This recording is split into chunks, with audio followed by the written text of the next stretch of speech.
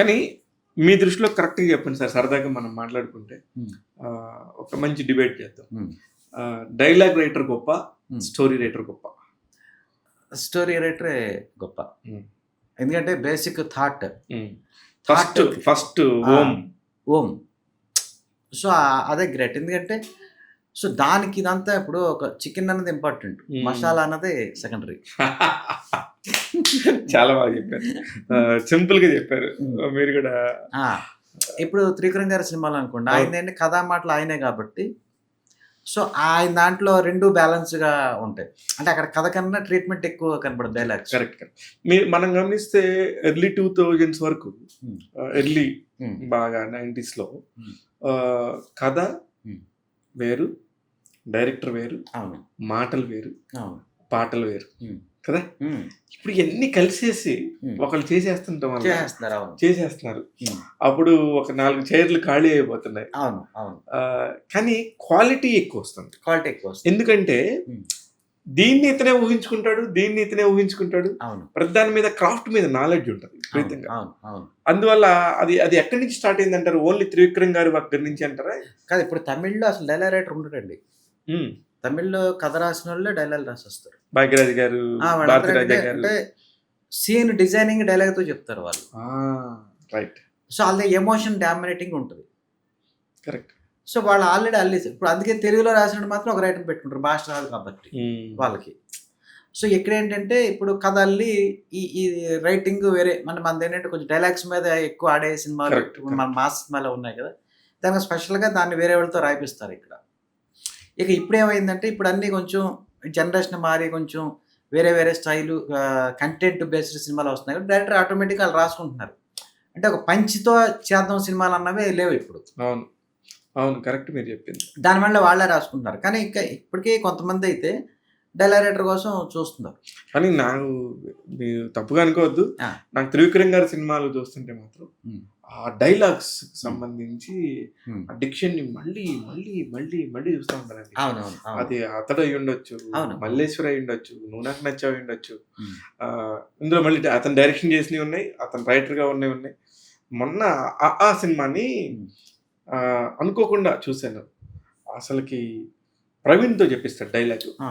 ఆ! వల్లి, హ్మ్. మళ్ళీ, హ్మ్. వెళ్ళి అంటే అసలు అవును. సీన్‌కి ఒక డైలాగ్ రైటర్ అనేవాడు ఎంత గొప్పగా ఎలివేట్ చేయగలడు. అవును. అతని బ్రెయిన్‌లో గనుక గుజ్జుంటే అనిపించింది. లిటరేచర్ ఆయన ఆ! లిటరేచర్ బ్యాక్‌డ్రాప్ ఒకటి. నెక్స్ట్ అంటే నాకు ఇటువంటి డైలాగ్స్ అప్పుడు ఏమన్నది బేసికల్‌గా మన గుడ్ హ్యూమన్ బీయింగ్ అవ్వాలనిపిస్తది. ఆ! కరెక్ట్. ఒకటి. అబ్బా! ఫ్యామిలీస్ మంచి పాయింట్ చెప్పారు సార్. ఆ!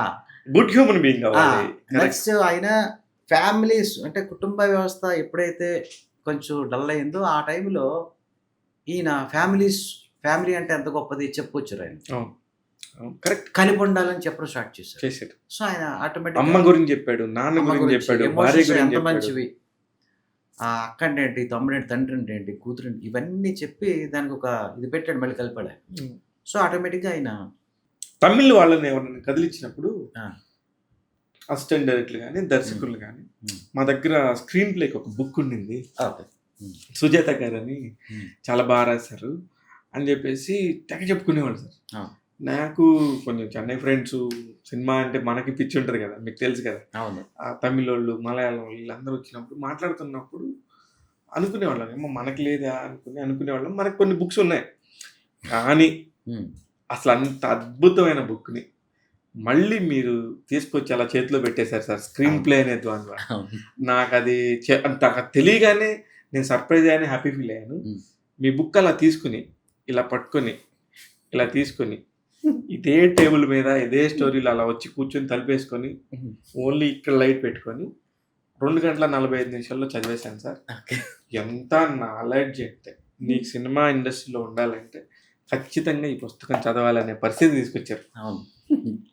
ఫెంటాస్టిక్. దీనికి హైయెస్ట్ సేల్ కూడా ఆ! ఇది. అది అయి నాకు తెలీదు గానీ, హ్మ్. నాకు దీనికి సాయం చేసిన మారుతి గారు, హ్మ్. అందుకని నేనంటున్నా ఇది కూడా స్నేహమేగా? స్నేహమే. స్నేహమే కదా! నా గురించి చేసారాయన. అదే మీ గురించే. హ్మ్. అది నాకు చాలా సినిమా చేయాలనుకునేవాళ్ళు హ్మ్. చేయాలి. ఈ బుక్ గురించి ఒక హ్మ్. చిన్న అనుభూతి చెప్పండి సార్? నాకు ఎప్పటినుంచో ఏదో బుక్ రాయాలని ఉండేది. ఎందుకంటే నేను లిటరేచర్ బా చదివా. హ్మ్. సినిమా డైలాగ్ రాస్తాం, బుక్ రాయాలి. మన పేరు ఒక బుక్ మీద బుక్ మీద ఉండాలి ఉండాలి. అని. సరే ఒకసారి మేము కరుణాకర్ గారితో సిట్టింగ్‌లో ఉన్నప్పుడు ఆయన దగ్గర ఉంది తమిళ్ బుక్ అది. ఓకే. అది చూసాను. చూస్తే ఇదేంటి సార్ అంటే ఇది స్క్రీన్ ప్లే బుక్ సుజాత గారిని ఆయన భారతీయుడు ఇవన్నీ రాసిన రైటర్ ఆయన. హ్మ్. అవును. సో ఆయన శంకర్ గారు శంకర్ గారి సినిమాలన్నీ ఆయనే ఆయనే చేసేవారు. రాశారు. సో ఇది అంటే నాకు 2, 3 లైన్‌లు చెప్పారు అందులో. చెప్తే జస్ట్ అది 120 పేజెస్ ఎంతో ఉంది. మేము 200 మేము పెంచాం ఇది. ఆ! సో అది నాకు అప్పుడు మైండ్‌లో పడింది. అరే! తెలుగులో ఉంటే చదివేవాళ్ళం కదా అన్న ఫీలింగ్. హ్మ్. ఆ తర్వాత ఈ మధ్య నేను ఖాళీ అయినప్పుడు 1 ఇయర్ బ్యాక్ సో నాకు తమిళ్ డైరెక్షన్ డిపార్ట్మెంట్ వాళ్ళు ఫ్రెండ్స్ అయ్యారు. ఓకే. ఫ్రెండ్స్ అయ్యారు. ఆళ్ళ మధ్యలో ఆ టాపిక్ విన్నాను. హ్మ్. విని ఆ మధ్యన ఏంటంటే వీళ్ళతో మాట్లాడడం ఇలా నాకు కొంచెం తమిళ్‌లో అర్థం అవ్వడం ఎప్పుడు ఇంతకాలం ట్రావెలింగ్‌లో తమిళ్‌లో అర్థమవుతది. అదే మాట్లాడుతున్నా. అర్థమవుతుంది. నేను తమిళ్ నాకు చిన్నప్పుడు ఒక ఫ్రెండ్ రాయడం నేర్పించాడు నాకు. ఓహ్! మీకు తమిళ్ రాయడం వచ్చా? తమిళ్ రాయడం వచ్చు. ఓహ్! సో 6థ్ క్లాస్‌లో వేణు అని ఒక ఫ్రెండ్. తను మొత్తం అక్షరాలు నేర్పించి కొన్ని కొన్ని పదాలు అవి నేర్పేవాడు. హ్మ్. చెన్నై నుంచి వస్తే మేము ట్రాన్స్‌ఫర్ అయ్యి వచ్చారు ఆళ్ళు. సో మేము స్కూల్‌లో చదివేవాళ్ళం అన్నమాట. సో ఆ అక్షరాలు ఇప్పటికీ నాకు మొత్తం అన్నీ గుర్తున్నాయి. నాకు తమిళ్ లెటర్స్ అంటే ఆ లెటర్స్ చూడగానే నాకు ఇంట్రెస్ట్. ఫస్ట్ ఆపి చదువుతా ఫస్ట్. హ్మ్. ఆ లెటరింగ్ బావుంటది. అదేదో అదేదో ఆర్టిస్టిక్‌గా ఉంటది. ఆర్టిస్టిక్‌గా ఉంటది. సరే అప్పుడు ఆ టైంలో 'కుముదం' అని ఒక బుక్ ఉండేది మాకు. అవును. దాంట్లో జోక్స్ అవి వచ్చేవి. అందులో చదివేవాడిని. హ్మ్. సో అందులో ఈ సుజాత గారు కూడా అందులో రాసేవాళ్ళు. అవును. జోక్స్ అవి. కుముదంలో జర్నలిస్ట్ ఆయన. జర్నలిస్ట్ ఆయన. సో ఇలా ఉన్నాంటే సరే అయితే మనం రైట్ తీసుకుందాం. నేను బుక్ రాస్తానంటే ఓకే అని మా ఫ్రెండ్స్ అంతా రైట్స్ కోసం ట్రై చేసి ఇప్పుడు మారుతి గారిని అడిగా. హ్మ్. అడిగితే ఆయన కూడా అయ్య బాబోయ్! డెఫినిట్‌గా మీరు ఏసేయండి ఎంతైనా పర్లేదు. హ్మ్. డబ్బులు రాకపోయినా పర్లేదు అన్నారు. అంటే వెంటనే ఆయన ఒక 1,00,000 ఇచ్చారు. ఇస్తే రైట్ తీసుకొని ఇమ్మీడియేట్‌గా హ్మ్. నేను మా ఫ్రెండ్స్ ఆళ్ళతో కూర్చొని డిస్కస్ చేస్తూ ఇంకా ఎందుకంటే మీరు నమ్మరు ఒక 15 సార్లు రాసాను అది రీరైట్ చేశా. ఎందుకంటే కొంచెం టఫ్ తమిళ్ ఉంది అది. ఓకే. అది. హ్మ్. అంటే నేను ఈజీగా చేయడం మళ్ళీ వీళ్ళతో ఇది నేను ఫీలింగ్ కరెక్ట్‌గా రాస్తున్నానా లేదా అని అని మళ్ళీ వెళ్తావు సెకండ్. వీళ్ళు చెక్ చేసుకోవడం. నాకు అందుకే రివ్యూస్ ఆటిల్లో చదవడానికి చాలా సులభంగా ఉందని రాశారు చాలామంది ఈ బుక్ రివ్యూస్. నేను కూడా మీకు గుర్తుంటే ఆ! ఈ సినిమా దీనికి సంబంధించి హ్మ్. ఈ స్క్రీన్ లో బుక్ రివ్యూ చెప్పాను. అవును ఎందుకంటే చెప్పారు. చదవగానే హ్మ్. అరే భలే కిక్ వచ్చింది అని. హ్మ్. ఎందుకు చెప్పాను అంటే మామూలుగా పెద్ద బుక్స్ నేను చెప్పను. హ్మ్. ఎందుకు చెప్పానంటే దానికి 3 రీజన్స్ ఉన్నాయి. హ్మ్. ఒకటి సులువుగా తెలుగులో వచ్చింది. హ్మ్. ఆల్రెడీ సూపర్ డూపర్ హిట్ అయిన ఒక తమిళ్ మేధావి రాసిన కథ. అవును. శంకర్ లాంటి ఒక అద్భుతమైన దర్శకుడిని హ్మ్. ఆయన బతికున్నంత వరకు శంకర్ గారికి సూపర్ డూపర్ హిట్లు వచ్చాయి. కరెక్ట్. మీరు గమనిస్తే. కరెక్ట్. ఎప్పుడైతే సుజాత గారు పోయారో హ్మ్. అప్పటి నుంచి కొంచెం శంకర్ గారు కానీ, మణిరత్నం అవును. గారు కానీ హ్మ్. కొంచెం వెనకంజ కరెక్ట్. అనేది కరెక్ట్. నిజమే. బయట అని ఉన్న టాక్ అదే. బయటనే కాదు నా పర్సనల్ అభిప్రాయం చెప్తున్నా నేను. అవును. అది పర్లేదు తిట్టుకున్నా పర్లేదు నిజం చెప్పుకుందాం. అంటే మిమ్మల్ని చూస్తే ఓపెన్ అవ్వాలనిపిస్తుంది. అయితే ఇంకొక పాయింట్ నేను ఒక చిన్న సినిమా తీద్దాం అనుకొని మనకి ఏదో కొంచెం ఇంట్రెస్ట్లు ఉన్నాయి మీకు తెలుసు కదా. హ్మ్. తీద్దాం అనుకొని స్టార్ట్ చేసినప్పుడు ఎవరు తీసినా నాకు బౌండెడ్ స్క్రిప్ట్ కావాలని అడిగేవాడు. ఆ! ఆ! అంటే చదువుకుని హ్మ్. మనకు ఒక విజువల్‌గా క్రియేట్ అయినాక నేను వాళ్ళతో మాట్లాడదామని. ప్రతి ఒక్కళ్ళు తీసుకొచ్చి ఇంతింత పేజీలు ఇచ్చేవాళ్ళు. ఆ! ఏంటిదంటే స్క్రిప్ట్ అనేవాళ్ళు. హ్మ్. ఇంత సినిమా 2:30 గంటలే కదా అని అడిగేవాడిని. హ్మ్. ఆళ్ళకి ఇది ఏం చెప్పాలో అర్థమయ్యేది కాదు. హ్మ్. మీ దానిలో హ్మ్. క్లియర్‌గా 120 పేజీలకు మించి హ్మ్. స్క్రిప్ట్ ఉండకూడదు. ఉండకూడదు. మీ బౌండెడ్ స్క్రిప్ట్ 120 పేజీలు మించి ఉండకూడదు. అని ఉంటుంది ఇందులో. మొదటి 30 పేజీల్లోనే హ్మ్. అసలు మీరేం చెప్పాలనుకుంటున్నారో విషయం ఉండాలి. హ్మ్. మిగతా 60 పేజీల్లో ఇంకొక కొంచెం మెయిన్ ప్రీ క్లైమాక్స్ వరకు ఉండాల్సిన స్టఫ్ అంతా ఉండాలి. హ్మ్. చివరి 30 పేజీల్లోనే అసలు బలం ఉండాలి ఆ! అనేది హ్మ్. మీరు చెప్పిన పాయింట్ నాకు అద్భుతంగా అసలు అందులో నేనే అది షాక్ అయ్యి ఇన్ని సినిమాలు చేసి హ్మ్. అంటే నాకు చాలా విషయాలు తెలియని విషయాలు అందులో ఉన్నాయి. అంతే. ఏమీ తెలియకుండా చాలా సినిమాలు చేసేసాం. హ్మ్. చూస్తే నాకు అన్నీ కొత్తగా అనిపించాయి. అందులో అందుకే కొన్ని విషయాలు మనకు తెలిసిన విషయాలేమో తీసేసి కొంచెం మళ్ళీ కొన్ని విషయాలు కొంచెం అప్డేట్ చేసి కొన్ని యాడ్ చేసి మీరు ఇంకా ఇందులో షాక్ ఏంటంటే ప్రతి బుక్‌కి మొత్తం బుక్ అంతా చదివి బిగినింగ్ ముందు మాట రాస్తారు. హ్మ్. ఇదేంటి ఫస్ట్ నేను బుచ్చిబాబుకి చెప్పా. బుచ్చిబాబు సన్నాకి. హ్మ్. చెప్తే సూపర్ అండి. ఆ సూపర్ రైటరు. ముందు మాట రాస్తానని. హ్మ్. ఫస్ట్ ఆయన రాసారు. ఏది బుక్ చదవకుండా. ఓహ్! అలాంటి అదేలే దాని మీద ఒక నాలెడ్జ్ ఉండడంతోని ఆ! రాసిచ్చారు. సుకుమార్ గారు రాసిచ్చారు. అనిల్ రావుపూడి రాసిచ్చారు. కరుణాకర్ గారు రాసిచ్చారు. నెక్స్ట్ మారుతి గారు రాశారు. అందరూ మొత్తం ముందు మాటలు ఎక్కువ ఉంటాయి దీనికి. మీకు ముందు మాటలు ఎన్ని చదివాను అనుకున్నారు నేను, అవి ఎంత బాగుంటాయో. అందులోనే ఎవరి స్క్రీన్ ప్లే వాళ్ళదే వాళ్ళు అందులో చెప్పారు. అలా శంకర్ గారు రాశారు. సో ఇవన్నీ కూడా ఏంటంటే అంటే ఆయన మీద అంటే ఆయన పేరు ఆయన స్క్రీన్ ప్లే బుక్ అని వీళ్ళందరూ కూడా చదవాలనుకున్న వాళ్ళు ఒకప్పుడు. అదేలేండి. సో ముందు ఎగ్జాక్ట్ అయ్యి రాశారు. ముందు ఏ బుక్ అయినా ఒకటే ఉంటుంది ముందు. దీనికి 10 ముందు మాటలు ఉంటాయి. 10 ముందు మాటలు ఉంటాయి.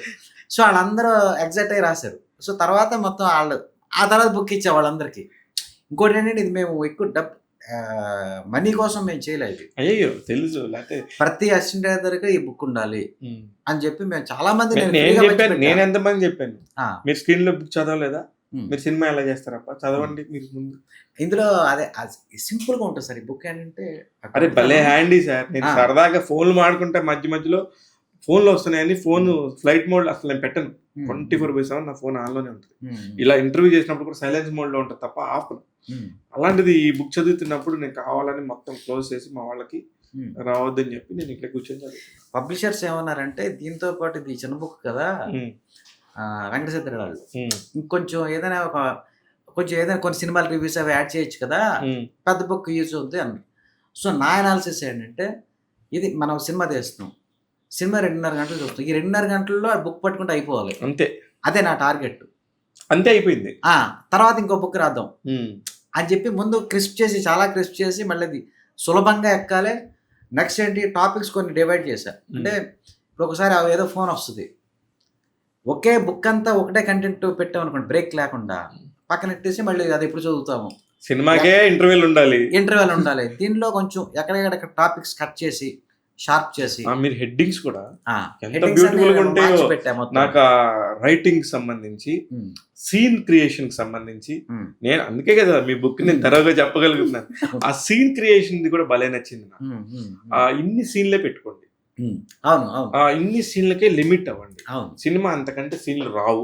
అందులో ఆయన ఇంకో మంచి మాట అంటారు, ఏ సీన్ మీరు 2 పీసులు కన్నా ఎక్కువ రాయితా. కరెక్ట్.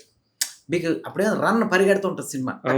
అంటే సీన్ అయిపోయి నెక్స్ట్ సీన్ కోసం ఫ్రెష్ మూడ్ క్రియేట్ అవుతుంది. నువ్వు 10 పేజీలు ఒక సీన్ కోసం రాసేసుకుంటే వాడికే బోర్ కొడుతుంది కదా. బోర్ కొట్టేస్తుంది. మనం కూర్చోబెట్ల ఆడియన్స్కి ఏంటంటే ఆడికి సహనం, సినిమా చూస్తున్నప్పుడు కూర్చుని దగ్గర నుంచి డ్రాప్ అవుతుంటుంది సహనం.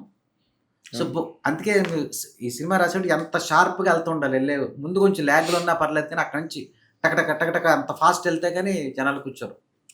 సో ఇందులో కూడా ఫస్ట్ క్లైమాక్స్ బ్లాక్ అయితే ఏం చేయాలి, క్లైమాక్స్ దాటట్లేదు ఏం చేయాలి, క్లైమాక్స్ రావట్లేదు ఎక్కడో నీకు బిగినింగ్ లోనే ఎక్కడ ప్రాబ్లం ఉన్నట్టు అక్కడ చెక్ చేయ ముందు అంటారు.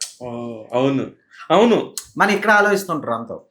దీని తర్వాత ఏంది ఆ నెక్స్ట్ సీన్ వచ్చినాక వస్తుంది కాదు మీ దానిలో ఈ బుక్ లోనే ఉంది. ముందు క్లైమాక్స్ ప్రిపేర్ అయిపోయింది, ముందు ఎంట్రీ ప్రిపేర్ అవుతుంది ఆటోమేటిక్ గా. ఇక్కడ మధ్యలో మీరు ఆల్రెడీ వచ్చేస్తుంది. అది వచ్చి ఇది వచ్చినప్పుడు మధ్యలో ఎందుకు అవుతుంది? సో నేను ఏ కథ వేసినా సరే ఇప్పుడు నా దగ్గర ఉన్న ప్రతి కథ కూడా ఫస్ట్ ఇంటర్వెల్ ఆలోచిస్తా, కాన్ఫ్లిక్ట్, క్లైమాక్స్, ఈ 2 ఆలోచిస్తా, మిగతా తర్వాత వేస్తాను. అదే అలవాటు చేసుకున్నాను నేను. ఎందుకంటే ఆ 2 ఉంటే. కానీ ఇప్పుడు మనం మాట్లాడుకుంటే లీనియర్ నాన్ లీనియర్ అనేది బాగా వినపడుతుంది ఈ మధ్య కాలంలో సడన్ గా. అది అంతకు ముందు కూడా ఉంది సార్, కానీ ఎందుకు ఇప్పుడు సడన్ గా లీనియర్ నాన్ లీనియర్ కథలు అనేది మాట్లాడుతున్నారు కదా సార్. మామూలుగా మీకు రాబర్ట్ మిక్కీ అలాగే సిద్ధిఫీల్డ్ వీళ్ళందరూ స్క్రీన్ ప్లే, అందులో ఫ్లాష్ బ్యాక్లు ఉండవు. ఫ్లాష్ బ్యాక్ నరేషన్ ఆ స్క్రీన్ ప్లేలు లేవు. ఇక్కడ మన వాళ్ళు ఫ్లాష్ బ్యాక్ పెట్టి వేసారు. ఓకే, ఫ్లాష్ బ్యాక్ టాపిక్కే లేదు అసలు. ఒక స్క్రీన్ ప్లే కి సంబంధించి ఫ్లాష్ బ్యాక్ ఉండదు. ఫ్లాష్ బ్యాక్ సిద్ధిఫీల్డ్ వాళ్ళు ఎవ్వరూ ఫ్లాష్ బ్యాక్ సినిమాకి ఒక ఫ్లాష్ బ్యాక్ నేరేషన్ ఉండదు, స్ట్రైట్ ఉంటుంది. 3 యాక్టర్ స్ట్రక్చర్ ఇవన్నీ ఉంటాయి తప్ప ఈ ఫ్లాష్ బ్యాక్ మనవాడు పెట్టారు. భాష దగ్గర నుంచి స్టార్ట్ అయింది అది. భాష స్క్రీన్ ప్లే అంటే నేను అందుకే అందులో కూడా ఒక చోట చెప్పాను. నా దగ్గర భాష బుక్ కూడా ఉంది, మీకు వెళ్ళేటప్పుడు ఇస్తాను, అడగండి. అది కూడా నేను థరోలీ ఎంజాయ్ చేశాను. అంటే హౌ టు క్రియేట్ భాష అనేది జరిగిన అద్భుతం ఆయన సురేష్ గారు రాశారు. అంటే who is the director Suresh Krishna గారు భలే రాశారు. దానికి సంబంధించిన అక్కడ జరిగిన సన్నివేశాల గురించి బ్యూటిఫుల్ గా ఉంటుంది ఆ బుక్ కూడా. నాకు అనిపిస్తుంది ఏంటంటే సార్, ఎన్ని కోట్ల మంది ఉంటారో అన్ని స్క్రీన్ ప్లేలు ఉంటాయి. ఎగ్జాక్ట్లీ అది మీరు తీస్తే ఒకలా వచ్చేస్తారు. అది హిట్ అయితే అదొక స్క్రీన్ ప్లే అవుతుంది. అది ఆయన స్క్రీన్ ప్లే. అయితే ఇందులో ఏంటి ఆడియన్స్ ఎలా కూర్చోబెట్టాలి, ఎక్కడెక్కడ ఏముంటే బెటర్, ఇది బేసిక్ సార్. బేసిక్ అది. మనకి ఆలు ఎక్కాలు ఈ రెండు లేకుండా లైఫ్ ఉండదు. లైఫ్ ఉండదు. ఆలు వస్తే చదువు వస్తుంది, వస్తుంది. ఎక్కలు వస్తే ఎకనామిక్స్ వస్తాయి. అవును. ఈ రెండింటి కాంబినేషన్ లైఫ్ అనేది నేను నమ్ముతాను. అయితే ఆ రెండు వచ్చినాక మిగతా అన్ని టెక్నికాలిటీస్ గా నెక్స్ట్ లెవెల్కి వెళ్ళటానికి. అవును. కానీ ఇది మాత్రం రావాలి. అది రావాలి, ఖచ్చితంగా రావాలి. అందుకే నేను రాసింది కూడా సార్, మీరు నంబర్ అమెజాన్లో ఈ అన్విక్షి పబ్లిషర్స్ పెట్టారు. ఇంకా మీ బుక్ ఇంకా వస్తుంది 4 రోజుల్లో. ఇది పెట్టారు ముందే. పెడితే మీ నంబర్ అసలు వన్ డేనే 550 కాపీలు ఆర్డర్ పెట్టి అది లేదు అసలు. చెప్పారు నాకు అన్విక్షకి వెంకట సిద్ధారెడ్డి అండ్ మహి వాళ్ళు చాలా క్లోజ్ నాకు. వాళ్ళు కూడా చాలా బాగుంది స్క్రీన్ ప్లే సంబంధించి. అది కాక మీరు పబ్లిసిటీ చేశారు సార్. ఆ పబ్లిసిటీ మీరు మామూలు ప్రమోషన్, సినిమా ప్రమోషన్ చేసినట్టు చేసాం. ఎక్కడ చేసినా డార్లింగ్ సాంగ్ గారి ఫోటో ఉండేది. అంటే బుక్ ఉండాలి అంటే నేనేమంటే సార్, ఇప్పుడు మనకు నాలెడ్జ్ ఉన్నప్పుడు షేర్ చేయాలి సార్, అప్పుడే మనకి ఇంకా నాలెడ్జ్ పెరుగుద్ది అంటారు. Correct correct. నాకు కూడా ఒక సినిమా కథ ఎలా చేయాలి, నా పాయింట్ ఆఫ్ వ్యూ కూడా కొన్ని ఒక 2-3 పేజెస్ నేను రాసా అందులో. ప్రజెంట్ ఈ స్క్రీన్ ప్లే మీది కూడా ఉంది, నేను కూడా రాసా. నాకంటే ఆ షేర్ చేయడం ఇంట్రెస్ట్. ఆ షేర్ చేస్తే ఏమవుతుంది, మనం మళ్ళీ కొత్త మ్యాటర్ తీసుకుంటుంది బ్రెయిన్ మళ్ళీ ఆటోమేటిక్గా. పైగా ఇంకోటి ఏంటి, సినిమా మంచి సినిమా తీయాలి జనాలు. ఎందుకంటే ఇప్పుడు నేను కూడా ప్రేక్షకుడినే, మంచి సినిమాకి వెళ్ళాలనుకుంటాను బేసికల్గా. బాలేని సినిమాకి కానీ నాకు అర్థం కాదు ఏంటంటే సార్, మీరు కూడా ఎవ్రీ ఫ్రైడే సినిమా ఖచ్చితంగా చూస్తాను. ఐమాక్స్ కనబడతా ఉంటాం. మీకు కూడా అంతే సినిమా కష్టాలు కానీ అన్ని తెలుసు, సినిమా అన్ని తెలుసు కదా. కానీ అక్కడికి వచ్చినప్పుడు మాత్రం ఆడియన్స్ అయిపోతారా లేకపోతే సినిమా వాడు అయిపోతారా? నేను అసలు సినిమా చూడటమే ఆడియన్స్ గా చూస్తా. ఎందుకంటే నాకు ఎంజాయ్మెంటే నాకు ఇంపార్టెంట్. నేను దీని నుంచి నేర్చుకుందామని అసలు చూడను. మా ఇంట్లో నేను 4 o'clock మూవీ చూస్తా, ఎంజాయ్మెంట్ కోసం చూస్తా. దాని సౌండ్ చూస్తా. సౌండ్ కూడా 5.1 లేదా 7.1 అది పెట్టుకొని బిగ్ స్క్రీన్ ఉంటుంది మా ఇంట్లో, అందులో చూస్తా. ఎందుకంటే నాకు ఒరిజినల్ సినిమా, నాకు ఎంజాయ్మెంట్ అంతే అదే చూస్తా. లూప్ హోల్స్ కోసం కానీ నేర్చుకుందామని అసలు చూడను ఫస్ట్. మన ముందు మనం ఎంజాయ్ చేయాలి ఫస్ట్. నా ఎంజాయ్మెంట్ కోసమే చూస్తా. దీనికి ఇన్స్పైర్ అవుదామని కానీ అవేమి చూడను. నాకు అందులో ఎక్కువ సొంతం. అందుకే సౌండ్ నాకు బాగా ఇష్టం. సౌండ్ క్వాలిటీ మామూలు నార్మల్ క్వాలిటీది నేను చూడను, అద్భుతమైన క్వాలిటీ. నాకు అంత ఎంజాయ్మెంట్ నాకు ఎందులోనూ కనిపించలే నా లైఫ్లో. నెక్స్ట్ బుక్ నాకు. సో ఇప్పుడు ఇలా సినిమాలు చూస్తాం కదా, ఇప్పుడు ఏదైనా ఒక సినిమా రాసేటప్పుడు ఇప్పుడు దానికి రిలేటెడ్ సినిమాలు ఏమైనా ఉంటే అప్పుడు రెఫరెన్స్లో అప్పుడు చూస్తా. అంటే అప్పుడు రైటర్గా చూస్తా. అదే అప్పుడు నీకున్న క్రాఫ్ట్కి ప్రొఫెషనల్ ఏంటి అనేది చూస్తాను. చూస్తాను. ఇప్పుడు ఆడియన్గా ఎంజాయ్ చేస్తాను. ఆడియన్నే